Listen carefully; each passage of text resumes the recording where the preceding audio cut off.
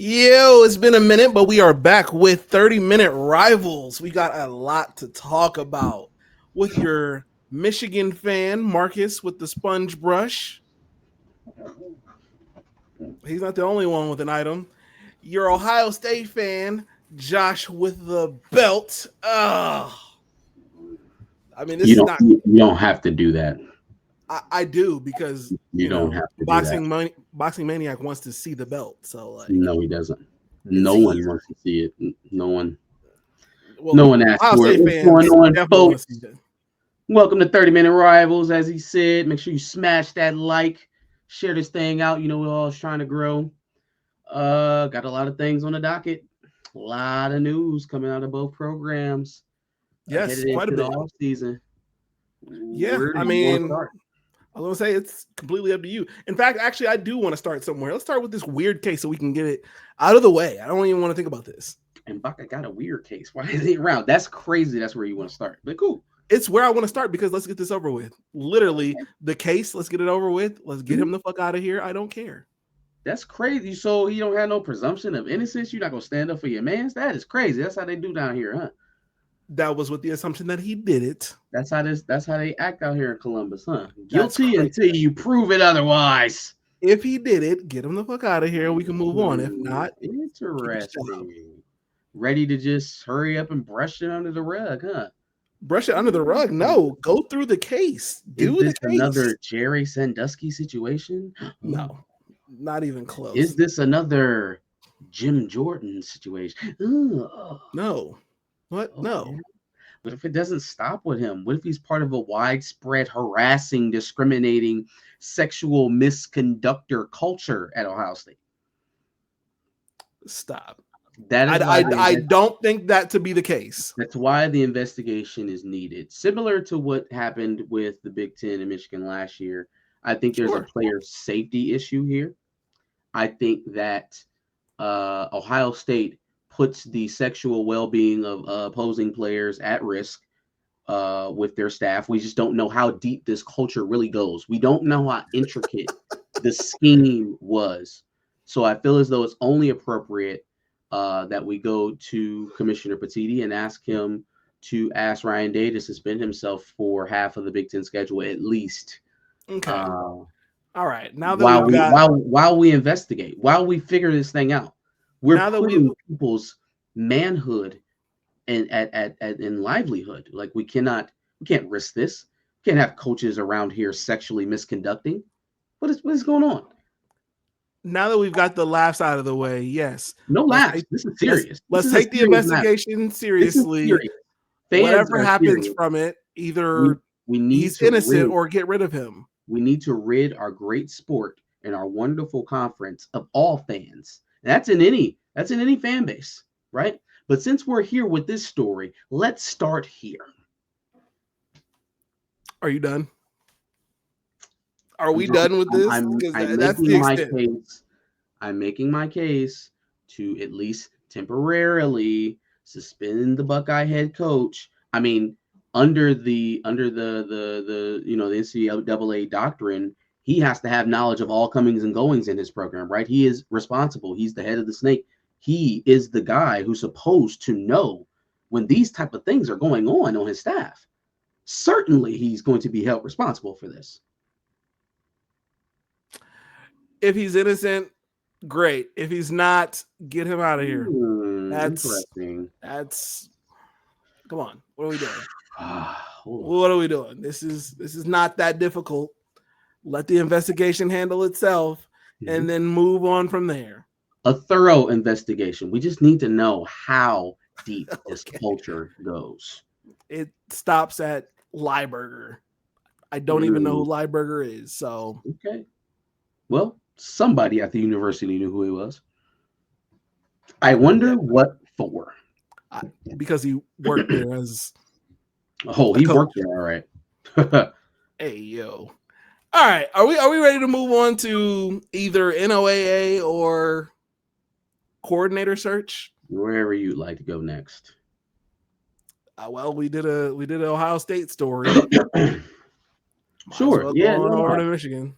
Yeah, Michigan got their NOA. Got some a few other tidbits, some details we didn't have before in terms of the chain of information and when the sign stealing thing became known, I guess, or when people started to speak up about it. Uh, Other than that, I mean, if you read the headlines, it was, oh my God, Sharon Moore deleted all of his texts on his phone, and they had to do an image. They had to do some imaging software to get them all back. My God, what did this man do with those text messages that they had to use imaging software? It's like it's almost as if the imaging software that was used to recover the text messages isn't already implanted into university employees' phones for that very purpose. It's almost like the individual who had that phone wouldn't immediately have remembered, oh shit, they're going to find all that shit anyways. It's almost like they didn't recover every single last deleted message and came up with bupkis. I'm sorry. Everyone was so loud about the deleted text messages. Tell me what you found. Did you smoking gun, right? He deleted the text messages because he had intricate knowledge of the sign stealing scheme, right? No. Wrong. Wrong. I hope you enjoyed your time, recreating deleted text messages. Now, here's what I will say. I think the act of deleting the text messages, I think the explanation of why he deleted the text messages, both of them were lackluster. The explanation was crazy. Lackluster as hell. Doesn't, fam, I don't even know. First of all, why delete the text messages? Again, you're a university employee. You know every bit of your communication is being recorded. There's no way of getting around it. If you call them, if you text them, they're going to be able to get to them no matter what. You're working on iPhones, fam. It's just not, it's forever. It's forever. Yeah. So that was dumb in itself. And then I was just so mad that somebody would do that to the university. Sharon, man, it is not, I guess there's a little bit of me that understands, oh, he's a head coach, coach speak, yada, yada. He wants to separate himself. But dog, they're actually, in the job that you're in, college football, there is no reason to bend over for the beast. There's no reason to give in to the mob. People, yeah, a lot of people might want to hear you say that and distance yourself from Connor Stallions. The reality of the situation is Connor Stallions did his job better than every other team's Connor Stallions did theirs, and he helped you win a national championship, helped you win a lot of games. You can't sit up here being Sharon Moore and the university and argue the merit of the man's work in your response to the NOA, which they did, because there is no rule against what Connor Stallions did. As much as it upset everyone, as much as it got everyone's panties in a bunch, there is no rule explicitly banning what Connor Stallions did. Now, are there some infractions along the way somewhere in that process? Sure. Level ones, show me the rule. Show me the rule that says I can't get secondhand game tape from attendees at a game. Oh, well, you paid them for it. Show me. Show me the money trail. That's the NCAA's job. Bro, we've been here for months. Where's the money? It ain't but 4 or 5 cash sharing apps that the majority of the American public use anyways. Where's the beef? So, again, are you going to get Connor Stallions for being at Michigan State? I guess. I don't know how that blows back on Michigan. Oh, Central Michigan. Central Michigan, excuse me. Yeah, Central Michigan. He was working for Michigan for a school out of his conference? That doesn't make any sense. He was working for Central State or Central Michigan. That's why my boy Jim McElwain is retired. And the coach that helped Connor Stallions get his attire and get on the sidelines is no longer with the team. That sounds like a Central Michigan problem to me. That sounds like a Chippewa issue. Y'all should handle that. Oh, sure. Sounds like a Chippewa issue. So at the end of the day, what we're left with, once again, is a guy who did his job a lot better than everybody else's guy. And it's interesting that everybody else's guy wasn't even a factor when this was such an issue for Michigan, right? When Michigan was losing big games against teams that they shouldn't, or having tight games versus teams that they shouldn't, because of sign information, it wasn't a player safety issue. It wasn't the biggest scandal in college football ever. It wasn't headline news. Okay, and I understand it. It's the brand. It's Michigan. It's going to mean more if it's us. Same time, you still got to prove it. You still have to put veracity to the claims. And I stand resolute in what I started with all of this. If you waiting on that, if you're waiting on Milner, just keep looking. Keep looking. You might feel somebody tugging on your pockets. You're good. Don't look down. You keep waiting on that hammer.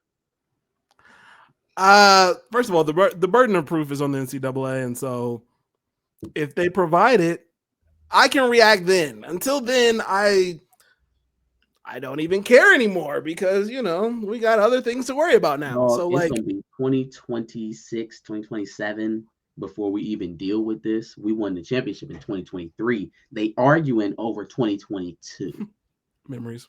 Dog, who's going to give a fuck by the time we even get to a conclusion? Who's going to care?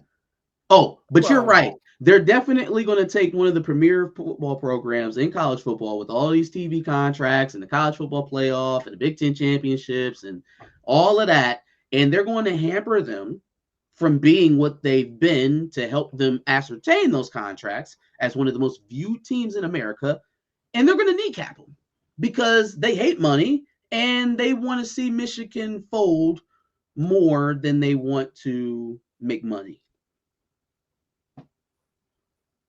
Doesn't matter to me. I'd rather you not get your kneecaps decapitated so that we can destroy you at full health. So we'll have one less Kenneth Grant and the cycles preceding the punishment. We'll have one less Rod Moore. We'll have one less, Makari Page or something like that. That hurts, I guess. But some fines, maybe a show cause for certain coaches. So when you hear people say the hammer, what's the hammer? What is the hammer? I would assume some sort of, at the very least, recruiting punishment, scholarships taken away, things of that nature. Oh, okay. I mean, I think they're going to get a recruiting penalty. Or vacated seasons. Again, none of this matters to me anymore. They got recruiting penalties for the burger thing. So I think they'll get a recruiting. Excuse me. I'm sure some people probably believe a death penalty, but again. No, but again, what does that mean to you? When you hear someone say that, you think it's just scholarships taken away? No, a death penalty? When I hear death penalty, I think postseason banned. I think the program is on probation for the next 5 years. I think a significant reduction in scholarships, probably by like 20, 30%. Like that's the type of stuff I'm talking about. That's never. And then your program gets harder to get back to a level of eventually. But again, I don't see that happening. I don't care. The Miami Hurricanes is happening to Michigan football. I love you. I love you. I love you. And I'm going to love you even more when you get to the point of realization that was never going to happen.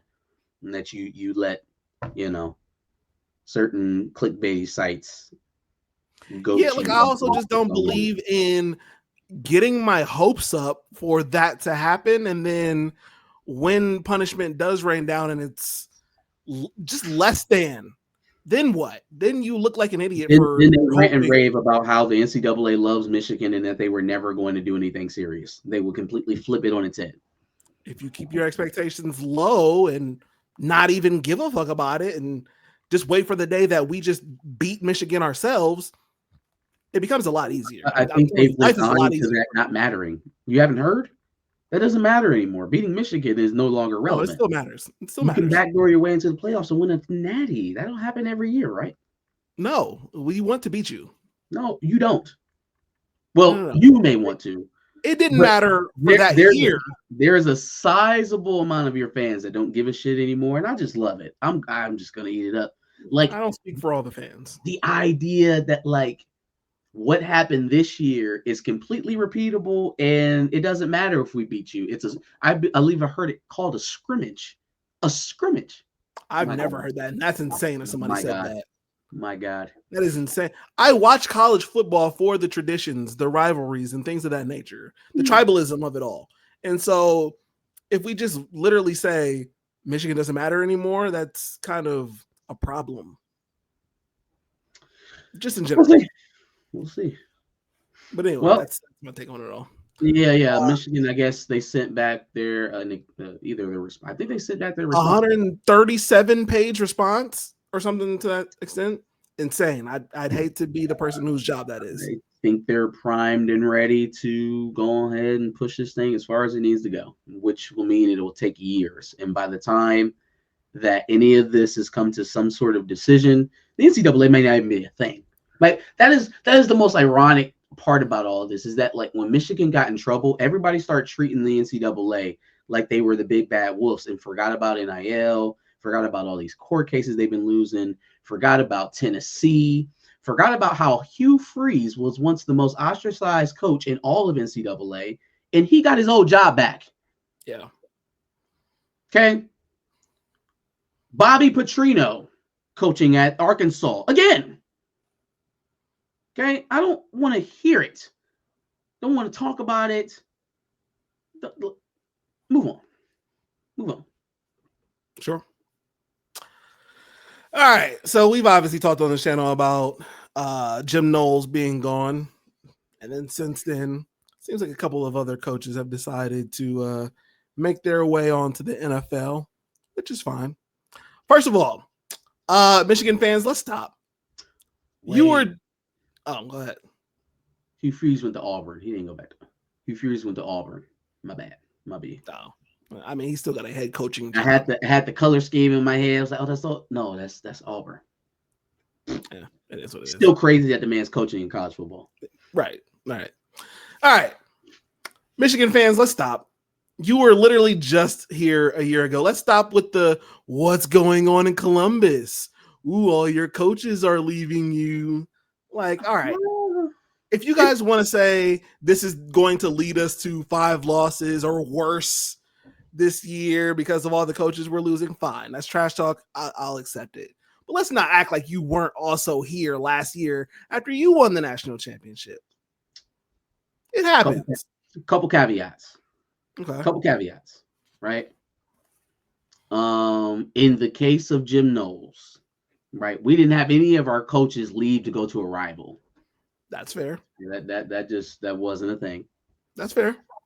I would say the Chip Kelly move made a lot of sense. Mm-hmm. Y'all do have a lot of NFL guys, though. You do. Chip Kelly went to the Raiders. Justin Fry failed up. Justin Fry failed forward. That boy got himself an NFL offensive line coaching position off y'all backs, and y'all wanted him gone so much. Y'all have been praying for him to get up through for the longest time. Well, until he did work with those Frankenstein offensive lines. Yeah, eventually. Together, you had Tim Drevno there too. I credit a lot to that. That is also fair. Yeah. But I mean, in any case, it came together and it got him a job. But damn, you talk about a guy who went through the roller coaster in one season, like from fans calling for your head mid-season to Arizona Cardinals offensive line coach is meteoric crowd. It's a meteoric crowd. Crazy. There's just a couple caveats. That's it. You know, it's not too different. You got a lot of guys that are taking NFL jobs. You got guys who are taking promotions, right? Mm-hmm. In some of your position guy. I think your edge rusher guy is going somewhere else. It is what it is. It does kind of come with the territory. Yeah. We'll have to see what you replace it with. I for one do not think that the Brian Hartline move back to offensive coordinator is going to be as seamless. I sort of agree. Because I think the idea was for him to actually learn from Chip Kelly more than a season. Yes. More than a season. I don't think we fixed all the issues that we went and got Chip Kelly for in one season, but I could be wrong. Could be wrong. Could I be agree with that. I agree with that, but I'll say this. Brian Hartline being ready is contingent on Ryan Day's trust in him to take over the play calling. And so if he's ready for that to happen, that's the move. If not, and it may not be, Kevin Wilson, you got fired from Tulsa. You might need to make your way back over to Ohio State. So I was really nervous because I felt like they was gonna go make a swing at Mike Locksley, and I was like, no, leave Mike where he's at until we have another opening so that we can have Mike in Michigan. But yeah, no, they didn't. They elevated from within. So I guess that speaks to the level of confidence, as you were saying. You got that on the offensive side. I think that it makes me hopeful about what happens to your running game going forward, running game and probably offensive line, depending on who you guys get to be the offensive line coach. But just the identity of the offense kind of staying in what it's been, right? And I'm perfectly fine with that. I'm perfectly fine with things kind of staying the same way. As long as you double down into the identity. We've learned, Michigan's learned, you double down into Michigan's identity, good things happen. Ohio State has now learned, you double down into the identity of what you've created, good things happen. Stop trying to be other things. I love it. I love it. This isn't going to increase the offensive line recruiting. This isn't going to. I did not say that. No. You didn't say that. I'm saying from my perspective, it's not increasing the offensive line recruiting, so it doesn't really move the needle in any pending battles that we have with y'all in the Midwest recruiting wise. I don't think this changes the calculus for anybody on the defensive side of the ball. Like, oh man, they got Brian Hartline. So I think all in all, you'll probably still beat us out for the guys that you're beating us out for now on the outside for wide receivers, and we'll go back and forth on running backs and quarterbacks, and then we'll roll it out there and see what happens. But what's more important to me is what's going to happen with the identity. I think they brought Chip Kelly in there to have a run game that they could lean on. It got there eventually. What happens to it now that Travion's gone, Quinshawn's gone, Fry's gone, which we wouldn't have thought that was an asset before, but it seems like it might have been now. And he's a great developer. He's a great developer, not so much recruiter. I think if he was a great developer, you'd have somebody else playing tackle other than Josh Simmons. Not Josh Simmons, excuse me, Donovan Jackson. But I would also argue that he helped that transition. I would hope. Look, he took some bubble gum, a rubber band, and some tinfoil and made it work. That's what got him that job. Do I feel like his room, like from start to finish, was a room that looks like, man, whoever built this, I need that guy. I need that guy running my. I can't say that. Sure. Even looking at what y'all got bringing back now, I'm like, all right, well, I hope they're gonna pass the ball. I hope y'all gonna pass the ball. But in any case, I think that I think it's just gonna be more of the same. To be honest with you, I don't think this changes anything. I don't think it moves the needle on where you guys are in terms of recruiting people, and I don't think it changes anything in terms of what to expect from Ohio State when you line up to them in 2025. I think the championship itself enhances the recruiting in all facets. It proves that your how you run things works. So then you still go out there, you get the elite wide receivers. What quarterbacks don't want to throw to them? You get the good quarterbacks. What offensive line doesn't want to block for them? Then what running backs don't want to come? So it still works. You just got to kind of go out there and get the offensive linemen to make it actually work. I mean, and then DBs come because who doesn't want to face the best receivers in practice as opposed to in game? And then D linemen turn into Davison Ixby Nelson. Well, Davison, I'm glad to have you back. Oh, he coming back? He ain't go to the league? No, he's coming back. He already Oh, great. Jermaine Matthews is going to be the best DB. Is Burke gonna come back for a 6th year? You gonna get it right or what? He's going to the draft. Okay. Anyway, yeah, I think I would like to see Brian Hartline make a step if he can. If not, I think Kevin Wilson is a good choice just because he can also be an offensive line coach if you want him to go there. Then from there, if we're talking offensive line coaches, LaCharles Bentley, hopefully, or Notre Dame's offensive line coach, Joe Rudolph, if you can snipe him. For OC, maybe Jeff Nixon from Syracuse. He's a Big Ten guy. I've seen Joe Moorhead from Akron. You're saying like if Hartline doesn't work out this season? If Hartline, like I think that's the move. I think you Has trust that not been announced? I thought it was announced. I've seen Buckeye Scoop has said that that's the case. They're the only ones. Oh, that's where it's coming from. Buckeye Scoop. Got you. Yeah. So this they're is the only ones. Not official. Got you. Nah. Yeah, the Hammer guys. Understood. You know? So yeah. And then other than that, DC, I think we've already kind of talked about DC a little bit. I wouldn't be mad at Matt Guerreri or OG Walt. Just in the sense of I wouldn't mind keeping Ryan Pitt. Randy Bates.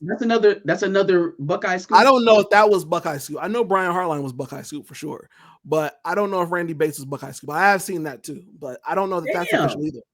So y'all haven't filled out one of these positions yet? No, not that I'm aware of. Okay, interesting. Not officially, but I also wouldn't be mad at Randy Bates.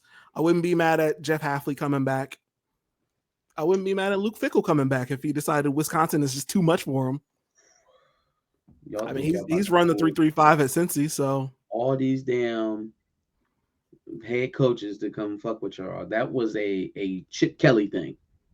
That was a Chip Kelly thing. But I mean, Kevin Wilson don't got a job, so Kevin Wilson, yeah, right. Yeah, no, Luke Fickell is a long shot. So is Oregon's offensive coordinator, who I've seen in some of these talks. Like that's a long shot. Yeah. Notre Dame's offensive line coach should probably be fine with where he is with Notre Dame, but if not, hey, come on over to Ohio State, brother. We got a spot for you. Just saying. Yes. But those are my wish lists. I'll definitely be interested to see how you guys fill those positions out. It's pretty 3 of the most important positions, I guess, on the staff other than head coach. Right. Both coordinators and offensive line. So we'll see how that all comes together. Let us know what you thought about everything discussed here today, from the freaky boy news going on in Columbus to the NOA to the replacing of the coaching staff over there on the Booth Champs. Go ahead, like, share, subscribe, and come back. I'm just playing the national champion. Come back next week for another 30-minute Rivals. Absolutely. And Julian saying, Jeremiah Smith, these are just reasons why some of you coordinators want to come over here. But anyway, if you're not a wish list coordinator, make sure you subscribe to A House Divided to hear more. Don't expect Chris Henry to be over there now. He's going to find greener pastures elsewhere. But Jeremiah Smith will probably still be there. We did not talk about that. Well, first of all, Chris Henry Jr. is a lock. I'm just saying, maybe he might just be looking around. Let that boy do his recruitment. He can look around. Jeremiah Smith looked around. Okay, God knows everybody was anxious about that. Comes up to 2A. Or A2, excuse me. Neither did Chris Henry Jr. Y'all came to him. Yet. About to put that full court press on him. Now, when you see him in Ann Arbor, you know what I'm saying? With the Jordan, with the jump man on, then get nervous. Don't get nervous. You know what? I'll do you one better. I'll do you a nice pitch. Hey, Michigan, if you're gonna take Chris Henry Jr., make sure you pay him $20 million. Nah, we're not. You paid Bryce $8 million. Pay Chris Henry Jr. $20 million. It's $8 million now. I thought it was $6 million. Where did we get to $8 million now? I've seen 12 for Bryce. Okay. So I don't have time for this. Like, share, subscribe. We out. Peace.